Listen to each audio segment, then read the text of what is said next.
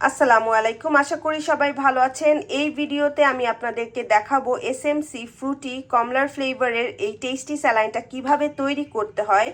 প্রথমে আপনাদেরকে আমি বলে দিচ্ছি যে যখন বাচ্চাদের বা বড়দের ডায়রিয়া হয়ে থাকে বা অন্য কারণে পানিশূন্যতা দেখা যায় বডিতে, তখন আমরা ওরসালাইন দিয়ে থাকি। এবং যখন বাচ্চারা নর্মাল স্যালাইন খেতে চায় না, ওরা একটু ফাসি ইটার হয়, তখন আমরা এই টেস্টি স্যালাইনটা দিতে পারি। টেস্টি স্যালাইনে একটু স্বাদ আছে আর টেস্টটা খুবই ভালো এবং বাচ্চারা এটাকে লাইক করে থাকে। এটা খেলে বোঝা যায় না যে এটা স্যালাইন।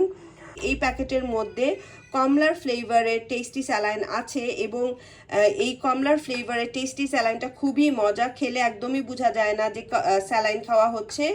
সো আপনারা অবশ্যই এটাকে ট্রাই করতে পারেন। যে সকল বাচ্চারা খুবই ফাসি ইটার, খেতে চায় না কোনো কিছু, বা পানিও খেতে চায় না ঠিক মতো, বা স্যালাইন খেতে চায় না, নর্মাল স্যালাইন খেতে চায় না, তাদেরকে আপনারা এই এসএমসি ফ্রুটি টেস্টি স্যালাইনটা খাওয়াতে পারেন।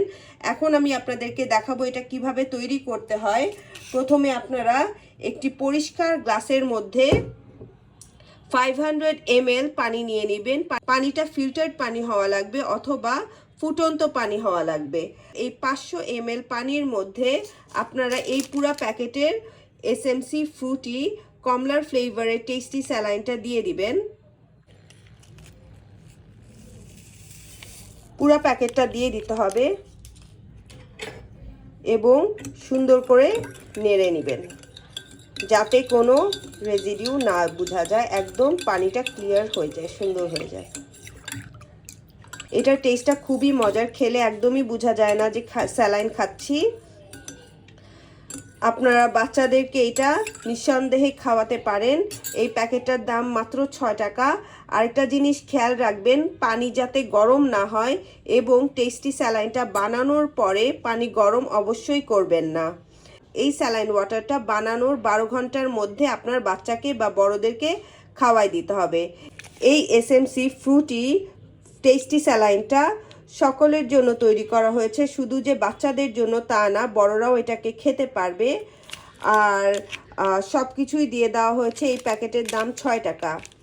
আর বানানোর 12 ঘন্টার মধ্যে খাওয়াই দিতে হবে। এরপরে এটাকে আর ইউজ করা যাবে না।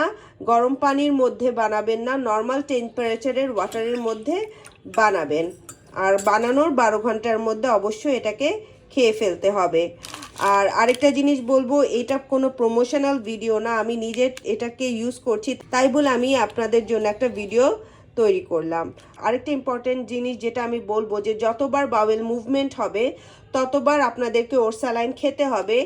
আর বাচ্চাদেরও যতবার বাওয়েল মুভমেন্ট হবে তাদেরকে ততবার ওরসালাইন খাওয়াতে হবে, না হলে বডিতে পানি শূন্যতা দেখা যাবে, বাচ্চা অনেক উইক হয়ে যাবে, দুর্বল হয়ে যাবে। পানি শূন্যতা যাতে না হয় বাচ্চার বডিতে, যতবার বাওয়েল মুভমেন্ট হবে ততবার আপনাদের ওরসালাইন খাওয়াই দিতে হবে। এই জিনিসটা খুব ভালোভাবে মেনটেন করতে হবে।